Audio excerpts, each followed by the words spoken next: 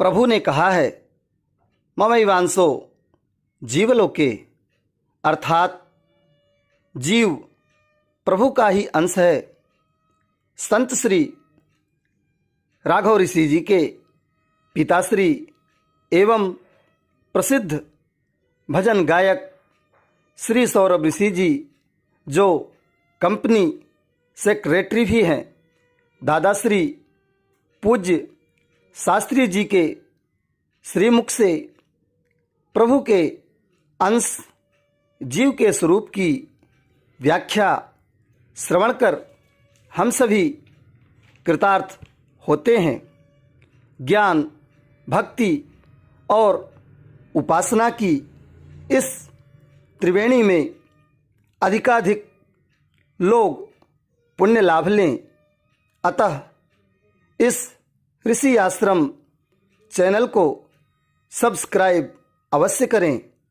साथ ही इस वीडियो को लाइक एवं शेयर भी करें, ताकि हम आपकी सेवा निरंतर इसी क्रम से करते रहें। कल आप लोगों ने भगवान शंकर जी के द्वारा भगवती पार्वती जी के 7 प्रश्नों के उत्तर में प्रथम प्रश्न, प्रथम सुकारण कौ विचारी निर्गुण ब्रह्म सगुण वपुधारी। शंकर भगवान के द्वारा भगवती पार्वती जी के इस प्रश्न का जो प्रथम प्रश्न है उत्तर श्रवण किया, और उत्तर में विशेष रूप में शंकर भगवान अंत में संकेत करते हैं कि देवी, भगवान शंकर यह संकेत करते हुए बड़े उदाहरणों के द्वारा समझाते हैं। कई उदाहरण उन्होंने दिया, लेकिन एक उदाहरण जल का दिया।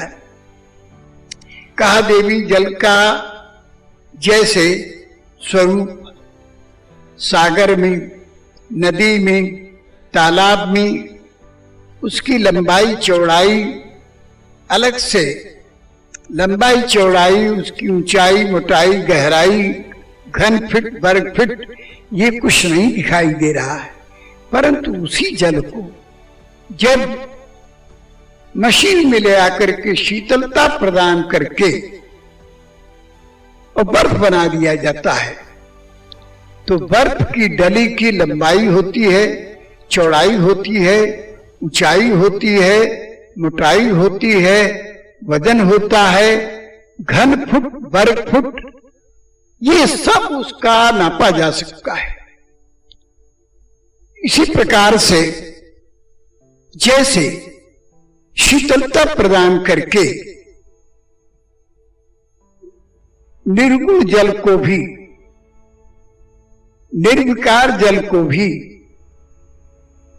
और कहां तक कहा जाए उसका कोई आकार प्रकार नहीं दिख रहा है, परंतु उसी को मशीन में जब डाल देते हैं तो मशीन की जैसी लंबाई, चौड़ाई, ऊंचाई, मोटाई, गहराई, घन फुट, वर्ग फुट, वजन का माप रहता है, उसी के अनुसार जल बन जाता है, बर्फ के रूप में हो जाता है।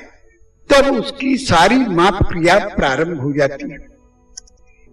लेकिन उसी बर्फ की डली को, जिसकी लंबाई, चौड़ाई, ऊंचाई, मोटाई, गहराई, वजन सब कुछ दिखाई दे रहा है और जिसको आप पूर्ण रूप में तोड़ सकते हैं, उसी जल को सरोवर में डाल दीजिए और घंटे 2 घंटे के बाद सोचिए कि उसकी लंबाई चौड़ाई कहाँ है, और फिर सागर में खोजें, समुद्र में खोजें, नदी में खोजें, सरोवर में खोजें, कुएं में खोजें, तो कुछ उसकी मिलेगी।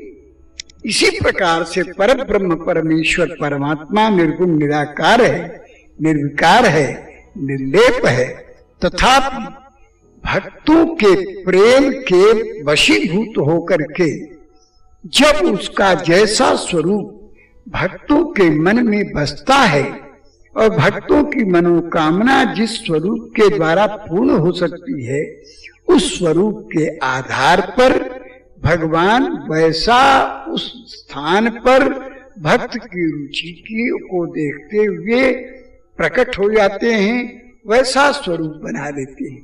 वही निर्गुण निराकार निर्विकार निर्लेप ब्रह्म सगुण साकार सविकार और सलेप हो जाता है, उसका रूप होता है, उसकी सारी क्रियाएं होती हैं, नाम होता है, लीला होती है, उसका धाम होता है, उसके माता पिता होते हैं, बंधु बांधव होते हैं, इष्ट मित्र होते हैं और खेलने कूदने का ग्राउंड होता है। परमात्मा जब मनुष्य लीला करता है, अनेक प्रकार के मनुष्य के जितने उपकरण चाहिए, समस्त उपकरण उसके लिए सब उपस्थित हो जाते हैं। वो स्वयं ही सारी व्यवस्था कर लेता है, क्योंकि संसार में परमात्मा के सिवाय और कुछ है ही नहीं। चाहे जड़ पदार्थ हो, चाहे चेतन पदार्थ हो, ये सब भगवान का स्वरूप है। तो जहां भक्त का जैसा प्रेम होता है, उसको शंकर भगवान एक उदाहरण के द्वारा समझाते हैं कि देवी जो गुण रहित सगुण सोई कैसे, जलो हिम उपल बिलग नहीं जैसे। इस स्वरूप के द्वारा शंकर भगवान ने निर्गुण निराकार ब्रह्म को सगुण साकार के स्वरूप की कल्पना को सुस्पष्ट रूप में बतलाया। पार्वती जी से पूछा कि देवी, निर्गुण निराकार ब्रह्म के विषय में हमने परिचय दे दिया तुम्हारे प्रश्नानुसार उत्तर को, अब बताओ तुम्हारा दूसरा प्रश्न क्या है। पार्वती जी पूछती है, भगवान दूसरा प्रश्न हमारा है, उन्हीं प्रभु कहो राम अवतारा। भगवान राम का अवतार कैसे हुआ, क्यों हुआ, कहाँ हुआ, किस माध्यम से हुआ, आप कृपा करके भगवान राम के अवतार का वर्णन कीजिए। तो शंकर भगवान उत्तर दे रहे हैं। श्रीमद् भगवद गीता के 4थे अध्याय में 2 श्लोक श्री कृष्ण भगवान ने 7-8 में जो वर्णन किया है, उसी की व्याख्या शंकर भगवान गोस्वामी तुलसीदास जी महाराज ने अपने श्री रामचरितमानस में दिया है। और उसी प्रश्न को शंकर भगवान उत्तर के रूप में कह रहे हैं कि देवी, जदा जदा हि धर्मस्य ग्लानिर्भवति भारत अभ्युत्थानमधर्मस्य तदात्मानं सृजाम्यहम्। श्री कृष्ण भगवान अर्जुन जी को कहते हैं कि जदा जदा ही धर्मस्य ग्लानिर्भवति, जब जब धर्म की हानि होती है, और अभ्युत्थानम अधर्मस्य भवति, अधर्म का अभ्युत्थान होता है, अधर्म बढ़ता है, तदा आत्मानं सृजामि, उस समय मैं अपनी आत्मा का सृजन करता हूं। आत्मा का सृजन करने का अभिप्राय क्या है?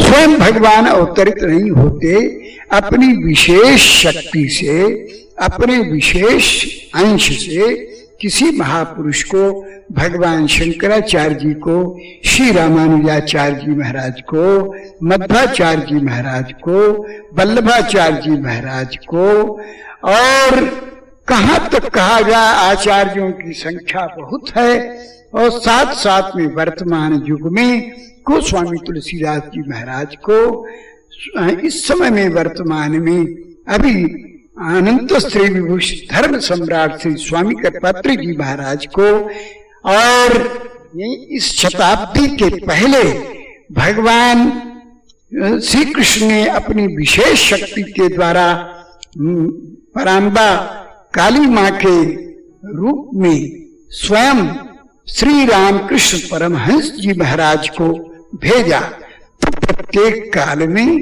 ये भगवान की विशेष आत्माएं, भगवान के विशेष अंश, भगवान के तदा आत्मानं सृजान, उस समय मैं अपनी आत्मा का सृजन करता हूं। सृजन करना माने निर्माण करना, स्वयं नहीं अवतरित होता हूं।